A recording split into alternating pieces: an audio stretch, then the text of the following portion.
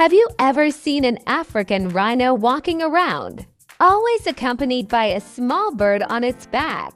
This bird is called an oxpecker, and they have a unique relationship with rhinos. They love to eat ticks, insects, and parasites that stick to the rhino's skin. So the bird gets free food, while the rhino stays healthier.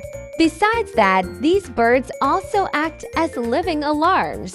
If there's danger, they will fly away and chirp loudly, warning the rhino to stay alert. That's why rhinos love having them around. So they're not just hitchhikers. These birds are like bodyguards and personal doctors for rhinos. Pretty cool, right? Don't forget to follow for more unique facts.